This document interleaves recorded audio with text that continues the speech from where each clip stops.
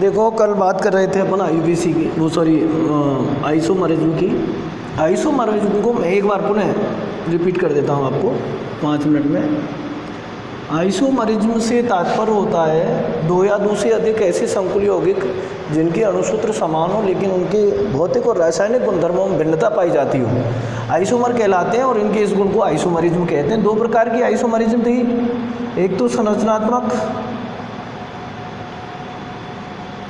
और एक थी आपकी त्रिबिम्ब। संरचनात्मक मैं पढ़ा चुका हूँ पूरी तरह 6 प्रकार, एक बार देख लीजिए। आयनन, जिसमें अणुसूत्र समान होते हैं, आयनन भिन्न भिन्न होता है। बंधनी और वेदंतुक लिगेंडों के कारण दाता परमाणु भिन्न भिन्न होते हैं। हाइड्रेट, जल के कारण जल के अणु उसके लिगेंड के रूप में और क्रिस्टलीय जल के रूप में भिन्न भिन्न व्यवहार दर्शाते हैं। समन्वय या उपसेचन समाव्यक्ता, जिसमें केंद्रीय धातु परमाणुओं पर लिगेंडों का आदान प्रदान होता है। एक लिगेंड समाव्यक्ता, लिगेंड में उपस्थित किसी परमाणु विशेष की स्थिति परिवर्तित होती है। एक बहुलीकरण समाव्यक्ता, जिसमें अणुसूत्र भिन्न होते हैं लेकिन मूल अनुपाती सूत्र समान होते हैं। यहाँ तक की बातें अपन ने विद एग्जाम्पल कर ली थी। अब बात करेंगे आज हम केवल और केवल त्रिबिम्ब समाव्यक्ता की। त्रिबिम्ब समाव्यक्ता से तात्पर्य क्या होता है? 2 या 2 से अधिक ऐसे यौगिक जिनके अणुसूत्र तो समान है लेकिन 3 डायमेंशनल स्पेस में, त्रिविमीय आकाश में, जैसे किसी अणु की संरचना की बात कर रहे हैं तो त्रिविमीय आकाश में उसमें उपस्थित केंद्रीय धातु परमाणु ने लिगेंडों को x, y तथा z एक्सिस पर किस प्रकार से धारण कर रखा है, तो वो द्विकिस्थान व्यवस्था होती है उनकी। तो यदि इसमें भिन्नता पाई जाती है, अर्थात लिगेंडों की जो त्रिविमीय आकाश में व्यवस्था है उसमें भिन्नता पाई जाती है, अणुसूत्र समान होते हैं, तो ऐसी समाव्यक्ता को हम कहते हैं भैया त्रिबिम्ब समाव्यक्ता। त्रिबिम्ब समाव्यक्ता 2 प्रकार की होती है, एक तो होती है ज्यामिति जियोमेट्रिकल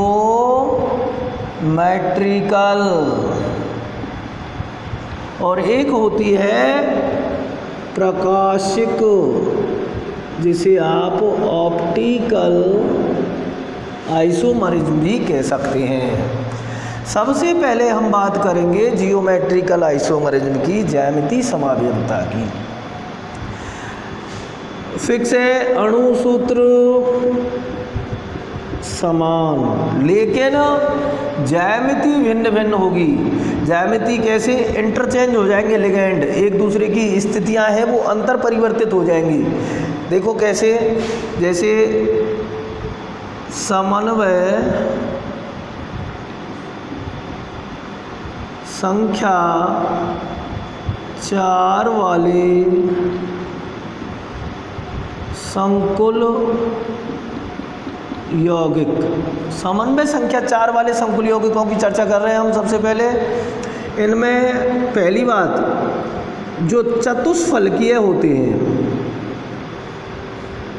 चतुष्फलकीय से तात्पर्य sp3 संकरित जो होते हैं वो ज्यामिति समाव्यक्ता प्रदर्शित नहीं करते हैं, ये ध्यान रखना है आपको।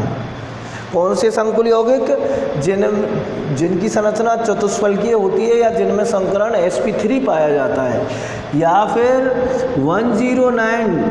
109 डिग्री 28 मिनट का जिनमें कोण पाया जाता हो, वो ज्यामिति समाव्यक्ता प्रदर्शित नहीं करेंगे। ज्यामिति समाव्यक्ता प्रदर्शित करेंगे जिनके लिगेंडों में आपस में 90 डिग्री का कोण पाया जाता हो, या 90 से कम का कोण पाया जाता हो, या 180 डिग्री का कोण पाया जाता हो, 2 समान लिगेंडों में, वो ज्यामिति समाव्यक्ता प्रदर्शित करेंगे। समन्वय संख्या 4 वाले संकुल यौगिकों में केवल एक यौगिक ऐसे होते हैं, वर्ग समतलीय, जो ज्यामिति समाव्यक्ता प्रदर्शित करते हैं। जैसे हम एक सामान्य एग्जाम्पल ले लेते हैं, Ma2B2, ये है। इस Ma2B2 के कितने ज्यामिति समावयवी होंगे? ज्यामिति समावयवी 2 प्रकार के होते हैं यहाँ समन्वय संख्या 4 वाले यौगिकों के। एक तो होते हैं समपक्ष समावयवी और एक होते हैं विपक्ष समावयवी। समपक्ष समावयवी को आप कहते हैं सिस आइसोमर और विपक्ष समावयवी को कहते हैं ट्रांस आइसोमर। देखो MA2B2 की बात कर रहे हैं, MAAVV, यदि ऐसे लिखा हुआ है तो ये हुआ सिस आइसोमर समपक्ष, और यदि ऐसे लिखा हुआ है MAAVV,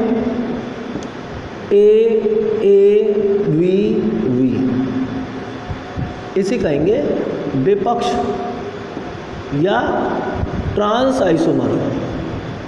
अब ध्यान दें, इसमें क्या स्पेशल बात है, दो समान लिगेंडों के मध्य में 180 डिग्री का कोण पाया जा रहा है, और नहीं पाया जा रहा है तो भी ये याद रखें, दो समान लिगेंड, न्यूनतम दो समान लिगेंड यदि एक दूसरे से मैक्सिमम दूरी पर है, अधिकतम दूरी पर स्थित है, तो वो ट्रांस आइसोमर होगा। और यदि दो समान लिगेंड, देखिए दो समान लिगेंड यदि एक दूसरे से निकटतम स्थित हैं तो वो सिस आइसोमर होगा, अर्थात समपक्ष समावयवी होगा। इस प्रकार के वर्ग समतलीय यौगिक होते हैं। एक इस प्रकार के होते हैं MABC2। अब इसमें आप आइडेंटिफाई C2 से करेंगे, MABC2 जैसे लिखा मैंने MAVCC, कौन सा समावयव होगा ये, दो समान लिगेंड एक दूसरे के समीप हैं, सिस आइसोमर। और यदि मैं C को यहाँ ले आता हूँ और यहाँ भी लिख देता हूँ तो ये एक दूसरे से अधिकतम दूरी पर है, तो कौन सा आइसोमर कहलाएगा, ये ट्रांस आइसोमर कहलाएगा। तो इस प्रकार से वर्ग समतलीय संकुल यौगिकों में ज्यामितीय समावयवता ये होती है। नेक्स्ट बात करेंगे अपन, जैसे समन्वय संख्या 6 वाले संकुल यौगिकों की। समन्वय संख्या 6 वाले संकुल यौगिक, ऐसे संकुल यौगिक जिनकी समन्वय संख्या 6 होती है, उसमें भी एक तो सिस और ट्रांस समावयव बनते हैं। एक बनते हैं फलकीय और रेखांशित। अब देखिए सिस और ट्रांस किन में बनते हैं, जिनका सामान्य फॉर्मूला मैं बता रहा हूँ आपको, A2M A2V4 हो, कॉमा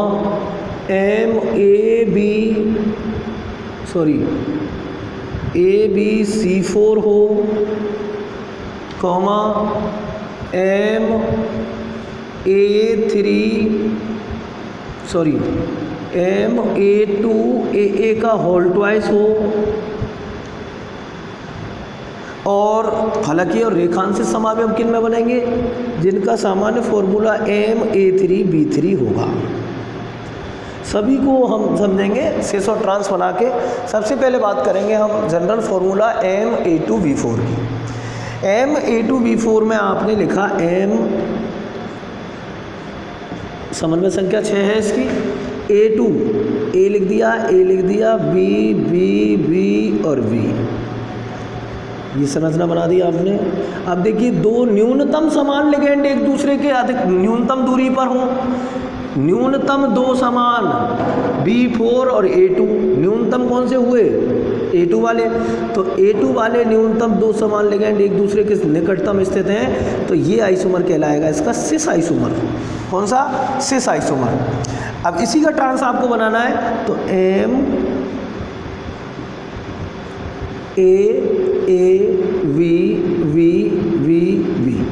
अब इससे मतलब नहीं है ये तो समान एक दूसरे के पास है, ये समान एक दूसरे के पास है, लेकिन न्यूनतम दो समान लिगेंड एक दूसरे से अधिकतम दूरी पर स्थित है, तो ऐसे कहेंगे हम ट्रांस आइसोमर। आप घर पे प्रैक्टिस करना कि जैसे मैं एक एग्जांपल आपको दे रहा हूँ, CrH2O का होल ट्वाइस NH3 का होल 4 +3। इसकी आप प्रैक्टिस करना बिल्कुल, ये जनरल फॉर्मूला ये फॉलो कर रहा है, Ma2V4, Ma2 और B4। इस फॉर्मूले से सिस और ट्रांस इसके आइसोमर आपको बनाने हैं। नेक्स्ट बात कर रहे हैं हम, दूसरा जनरल फॉर्मूला है MAbC4। MAbC4 के लिए आप यहाँ लिखें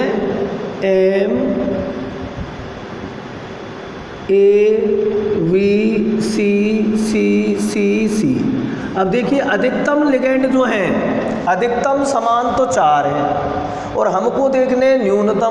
अब यहाँ न्यूनतम A और B हालांकि समान नहीं है, असमान है, लेकिन इन दोनों न्यूनतम लिगेंडों को आपको देखना है, अधिकतम लिगेंडों को नहीं देखना है। यदि ये न्यूनतम लिगेंड एक दूसरे के निकट है तो ये सिस फॉर्म कहलाएगी, और यदि इसको मैं C की जगह यहाँ B को ले आता हूँ और यहाँ C लिख देता हूँ तो ये ट्रांसफॉर्म कहलाएगी। लास्ट में बात करेंगे अपन Ma2AA का whole twice. Here AA, capital AA का मतलब है द्विदंतुक लिगेंड। अब आपको ये भी पता होगा कि द्विदंतुक लिगेंड जिसमें 2 दाता परमाणु हैं तो दोनों दाता परमाणु सेंट्रल मेटल आयन से बॉन्डिंग करेंगे, मतलब 2 बॉन्ड बनेंगे। मैंने लिखा Ma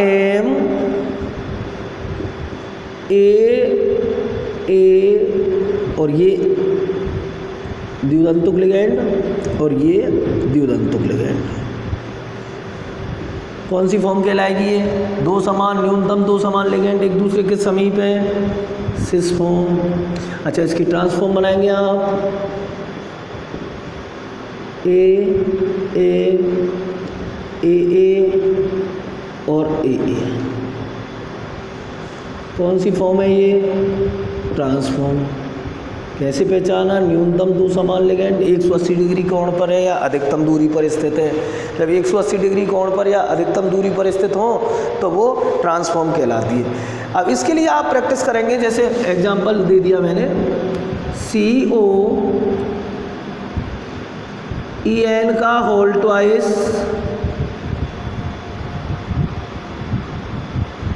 SO4 का होल ट्वाइस +1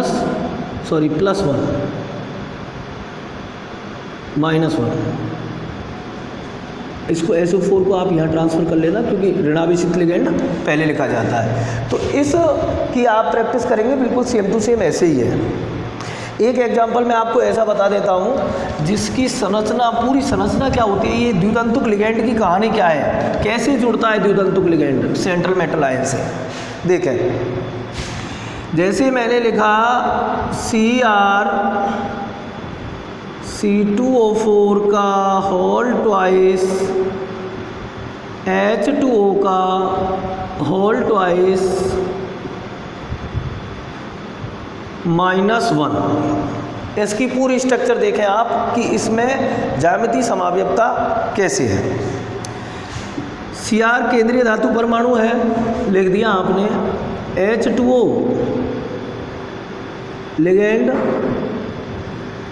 समन्वय संख्या आप निकाल लीजिए, 6 आएगी इसकी। तो बॉन्ड तो आपको इसके 6 बनाने हैं भाई। माइनस ये द्विदंतुक है, 2 को 2 से गुणा करेंगे तो 4 हो जाएगा, 1 को 2 से गुणा करेंगे 2 हो जाएगा, 2 + 4 = 6। तो दंतों इसकी समन्वय संख्या तो 6 आएगी। अब इसमें आप H2O जोड़ रहे हैं, जैसे ऐसे H2O ऑक्सीजन डोनर एटम है, ऐसे बॉन्डिंग करेगा, कोऑर्डिनेशन बॉन्ड है। इसी प्रकार से OH2O तो ऐसे ऑक्सीजन डोनर एटम है, इस प्रकार से बॉन्डिंग करेगा। अब देखिए आप, बचा क्या आपके पास? ऑक्सीलेटो C2O4। C2O4 को कैसे लिखेंगे आप? Oxygen donor atom, oxygen donor atom. फिर ये किससे जुड़ा हुआ है? कार्बन से। कार्बन ऑक्सीजन के साथ जुड़ी हुई है, कार्बन यहाँ इस कार्बन से जुड़ी हुई है, ये फिर ऑक्सीजन के साथ। ये C2O4 का फॉर्मूला होता है। ये डोनर एटम हो गया, ये डोनर एटम हो गया। इसी प्रकार से दूसरा वाला ऑक्सीलेटर और है, उसको लिखेंगे O minus, O minus. O minus किससे जुड़ा है? कार्बन से। कार्बन से किससे जुड़ा है? दूसरे कार्बन से। डबल बॉन्ड O और डबल बॉन्ड O। इस प्रकार से इसकी केमिस्ट्री होती है, मतलब ये जो बॉन्डिंग होती है द्वितंतुक लिगेंडों की इस प्रकार से होती है। ये तो आपस में जुड़ा ही होता है। अब कीलेट वाले की बात कर रहे हैं तो कीलेट वाले देखिए आप, ये सेंट्रल मेटल एटम हो गई 1 2 3 4 और 5 सदस्यीय कीलेट वलय का इसने निर्माण कर लिया है। ये तो हुई इसकी सिस फॉर्म। कौन सी फॉर्म हुई? Cis form. कैसे हुई सिस फॉर्म? दो न्यूनतम समान लिगेंड एक दूसरे से निकटतम स्थित हैं तो सिस फॉर्म होगी, या 90 डिग्री या 90 डिग्री से कम एंगल पे उपस्थित हैं तो सिस फॉर्म होगी। अब देखो जैसे ट्रांसफॉर्म बनानी है इसकी, तो ट्रांसफॉर्म बनाने के लिए Cr समन्वय संख्या 6, तो 6 बॉन्ड तो बनाना ही है आपको। ये O माइनस को मैंने लिख दिया और C double bond O, C double bond O minus C double bond O double bond O। ये तो हुई ऑक्सीलेटो जुड़ने की कहानी। किसने इसको दिया, इसने इसको दिया, इसने इसको दिया। ऐसे नेगेटिव चार्ज जब ये देगा तो ख़त्म हो जाएगा। पहले नेगेटिव चार्ज कब है? जब इसने इस बंद के इलेक्ट्रॉन लिए, लेकिन यहाँ डोनेट कर रहा है तो वो यहाँ ख़त्म हो जाएगा। फिर बात करेंगे H2O की। H2O ऑक्सीजन डोनर एटम है, H2O ऑक्सीजन डोनर एटम है। इस प्रकार से पूरी स्ट्रक्चर होती है इनकी ऐसे। अब देखिए आप, न्यूनतम दो समान लिगेंड एक दूसरे से विपरीत दिशा में, कौन सी फॉर्म हुई है? ट्रांसफॉर्म। तो इस प्रकार से खोल के स्ट्रक्चर को खोल के आप बना सकते हैं। जैसे इथाइलिन डाइएमीन है तो इथाइलिन डाइएमीन को आप ऐसे लिखेंगे CH2NH2 और CH2NH2।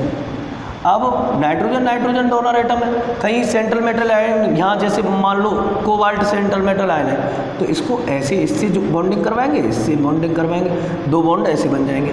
इसी प्रकार से इधर और हो तो ऐसे ही बनवा देंगे, फिर दूसरे इस प्रकार से। नेक्स्ट बात करेंगे अपन, देखो फलकीय और रेखांशिक समावयव कैसे होते हैं। ज्यामितीय समावयवता में केवल सिस और ट्रांसफॉर्म की बात कर रहे थे, वो कंप्लीट हो गई। अब अपन बात करेंगे कि फलकीय और रेखांशित समावयव, जैसे हमने कोई एग्जांपल, सामान्य एग्जांपल ले लिया Ma3B3, ये कोई सामान्य एग्जांपल है। इस सामान्य एग्जांपल को हम बनाएंगे यदि तीन समान लिगेंड A या B अष्टफलकीय संकुल के एक फलक पर उपस्थित हो। जैसे तीन समान है, ये ट्राइएंगल बनेगा इसका, ऐसे ऐसे करके ये यहाँ तक, तो एक ही साइड में उपस्थित है A, तो ये कहलाएगा फलकीय, एक ही साइड में उपस्थित है। और यदि इनमें से क्रम चेंज हो गया, ये A यहाँ आ गया, ये B यहाँ चला गया, ये A यहाँ आ गया, ये B यहाँ चला गया, तो ये हो जाएगा रेखांशित AV। तो एक ही फलक पर नहीं होंगे, फिर वो अलग अलग हो गए, एक ही साइड में नहीं है, तो इसे कहेंगे हम रेखांशित समावयव। इसके लिए आप प्रैक्टिस करने के लिए एग्जांपल CrH2O का होल थ्राइस, NH3 का होल थ्राइस प्रैक्टिस करनी है आपको। इसके फलकीय और रेखांशित समावयव बनेंगे। आप स्वयं जब कॉपी में ड्रॉ करोगे तो सीखोगे इनको। नेक्स्ट प्रकाशिक समावयवता की बात करते हैं। ज्यामितीय समावयवता कंप्लीट। ऑप्टिकल आइसोमरिज्म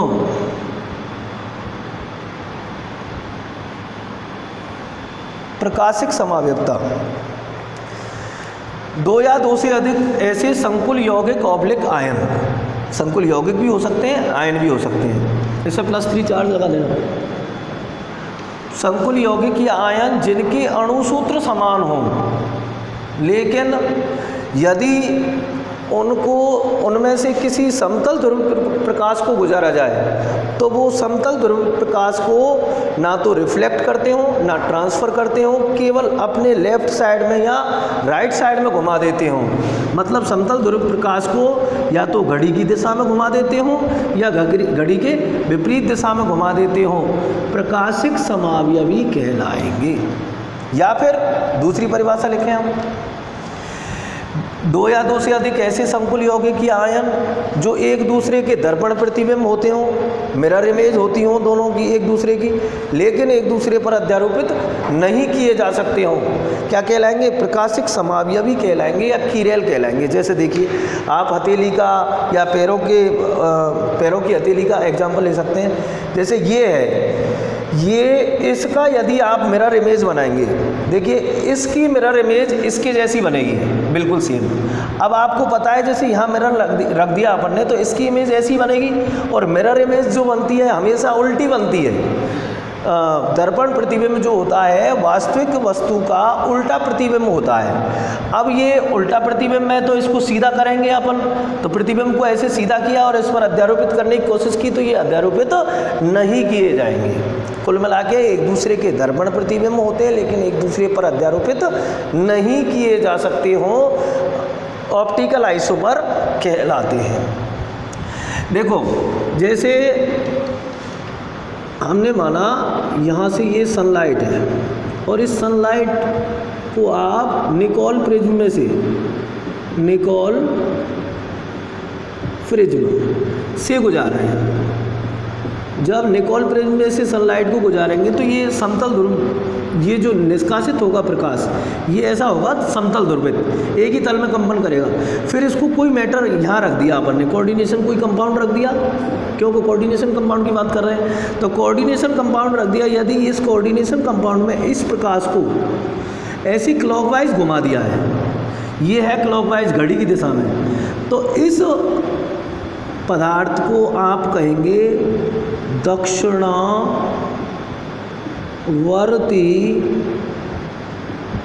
ध्रुवक घूर्णक। घुमाने वाला, दक्षिणावर्ती घुमाने वाला है, इसको आप स्मॉल डी से डिनोट कर सकते हैं, स्मॉल डी से डिनोट करते हैं, डेक्स्ट्रो रोटेटरी कहते हैं अंग्रेजी में उसको। और यदि इस मैटर ने, इस पदार्थ ने इस समतल ध्रुव प्रकाश को इधर नहीं घुमा के, क्लॉकवाइज नहीं घुमा के, एंटी क्लॉकवाइज घुमा दिया, उल्टा घुमा दिया इस तरीके से, ये एंटी क्लॉकवाइज होता है, तो इसे कहेंगे हम वामावर्ती ध्रुवक घूर्णक।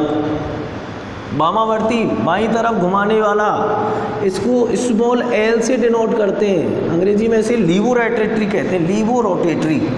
तो इस प्रकार से दो समावयव होते हैं प्रकाशिक समावयव, एक तो होता है वामावर्ती और एक होता है दक्षिणावर्ती। अर्थात एक होता है डी दक्षिणावर्ती ध्रुवक घूर्णक और एक होता है ए। दो प्रकार के समावयव हैं। ये समावयव कब संभव है? जब पदार्थ में सममिति, सिमेट्री टर्म्स जो होती है, सममिति तल हो, सममिति केंद्र हो, सममिति नहीं पाई जाएगी, तब वो प्रकाशिक समावयवता प्रदर्शित करेगा। यदि किसी पदार्थ में सममिति पाई जा रही है तो सममित पदार्थ में पदार्थ कभी भी प्रकाशिक समावयवता प्रदर्शित नहीं करेगा। जिसके लिए एग्जाम्पल बताऊं मैं आपको, वर्ग समतलीय, वर्ग समतलीय जो यौगिक होते हैं उनमें सिमेट्री पाई जाती है, सममिति पाई जाती है, प्रकाशिक समावयवता कतई प्रदर्शित नहीं करते हैं। और अभी अपन एक बात कर रहे थे जिसमें एक द्वितंतुर लिगैंड था, ये जनरल फॉर्मूला था Ma का होल ट्वाइस AA का होल ट्वाइस।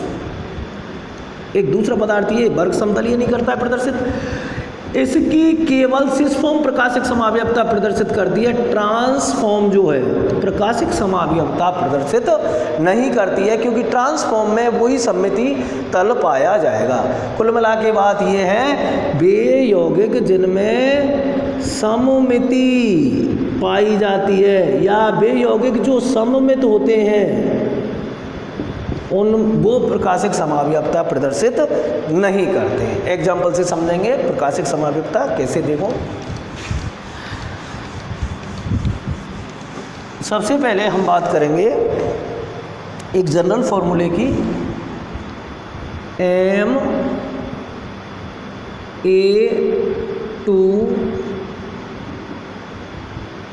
Ma2 का होल ट्वाइस। इसके सिस फॉर्म की बात कर लेते हैं, ट्रांसफॉर्म तो नहीं करती है, चलो और फिर उसको प्रूफ भी कर लेंगे अपन। मैंने लिखा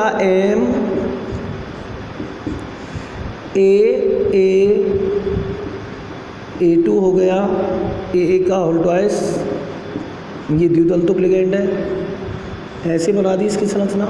ये कौन सी फॉर्म है इसकी? सिस फॉर्म, दो समान लिगेंड एक दूसरे से समीप है।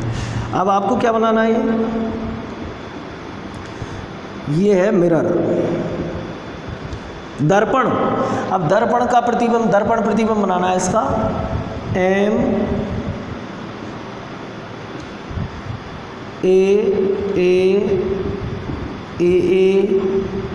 और ये AA। देखिए एक दूसरे के दर्पण प्रतिबिंब है, बिल्कुल ऐसे उठा के देख लीजिए आप, इसके जैसा फोटो है इसका, इसके जैसा चित्र है ये दर्पण प्रतिबिंब। अब जैसे इसको उठा के हम रखना चाहें इस पर, तो ये अध्यारोपित नहीं होगा, ये स्मॉल a वाला हिस्सा इधर चला जाएगा, उठा के यदि अध्यारोपित करना चाहेंगे। और यही परिभाषा है इसकी कि एक दूसरे के दर्पण प्रतिबिंब होते हों लेकिन एक दूसरे पर अध्यारोपित नहीं किए जा सकते हों, क्या कहलाएंगे? प्रकाशिक समावयवी कहलाएंगे। इनमें एक होता है डेक्स्ट्रोरोटेटरी, एक होता है लीवोरोटेटरी। अब देखिए इसकी दिशा जो होगी वो ऐसे द्विसमावयव कहेंगे इसको, और ये जो है ये L लीवोरोटेटरी समावयव होगा। अच्छा, इसको ऐसे पहचानना है आपको कि डेक्स्ट्रोरोटेटरी कैसे है और लीवोरोटेटरी कैसे है। तो आपका मैक्सिमम वेटेज का जो लिगेंड है, मैक्सिमम वेटेज के लिगेंड को आप पहचानेंगे कि मैक्सिमम वेटेज के लिगेंड की डायरेक्शन कैसे हो रही है। मैक्सिमम वेटेज का लिगेंड मतलब इनका एक क्रम होता है, जो इसमें स्पेशली लिगेंड जो होंगे उनका क्रम होता है, बढ़ता हुआ क्रम। जिसकी कम क्रियाशीलता होगी उसकी तरफ तीर का पुच्छ सिरा होगा, अग्रसिरा होगा, और जिसकी अधिक क्रियाशीलता होगी उसकी तरफ तीर का पुच्छ सिरा होता है। जैसे इसकी अधिक क्रियाशीलता है, इसकी कम क्रियाशीलता है, इस प्रकार से ये कम क्रियाशीलता वाले लिगेंड की ओर डायरेक्शन रखते हैं। नेक्स्ट बात करते हैं अपन इसी का ट्रांसफॉर्म लेते हैं। अभी अपन बात कर रहे थे कि इसकी ट्रांसफॉर्म प्रकाशिक समावयवता प्रदर्शित नहीं करती है। क्यों नहीं करती है? ट्रांसफॉर्म बना रहे हैं A और AA और ये AA।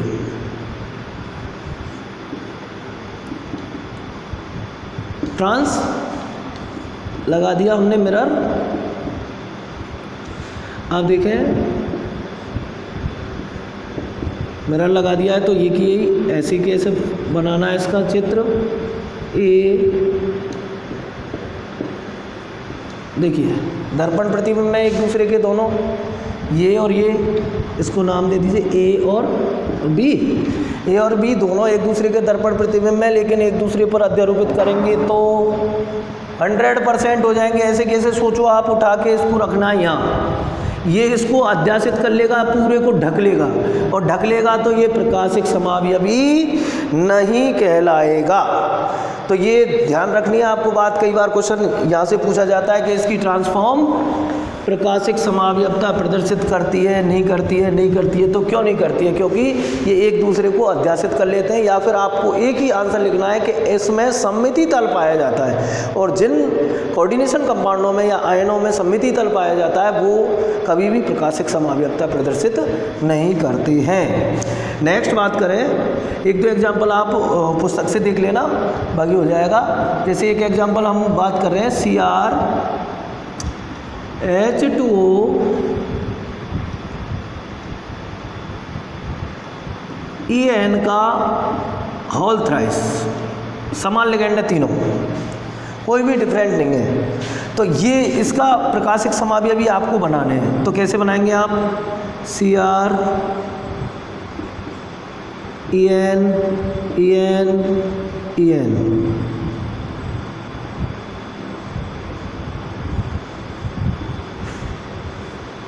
Mirror CR EN EN और ये EN। इथाइलिन डाइएमीन खोल के भी लिख सकते हैं आप फॉर्मूले को। देखो एक दूसरे के दर्पण प्रतिबिंब में और एक दूसरे पर अध्यारोपित करना चाहें हम तो एक दूसरे पर अध्यारोपित नहीं होंगे। दोनों को क्या कहेंगे हम? प्रकाशिक समावयवी कहेंगे। आपसे क्वेश्चन ये पूछा जाएगा, आपको जनरल फॉर्मूला या किसी कोऑर्डिनेशन कंपाउंड का या किसी कोऑर्डिनेशन आयन का फॉर्मूला दे दिया जाएगा और उसमें लिखा होगा नीचे इसके प्रकाशिक समावयवी बनाइए, तो आपको ऐसे ये ड्रॉ करने हैं। मिरर को जरूर ड्रॉ करना है। सममिति तल ऐसा तल होता है जहाँ से पदार्थ को या तत्व को काटने पर दो बराबर हिस्सों में वो कट जाता हो। जैसे हम सममिति तल की बात कर रहे हैं, MA2B2 की सामान्य एग्जाम्पल ले लिया। ये है वर्ग समतलीय, वर्ग समतलीय है तो वर्ग समतलीय की आकृति इस प्रकार से बनती है। अब यहाँ से इसको काटेंगे आप बराबर हिस्सों में, या फिर इसको ऐसे लिख दें आप BAA।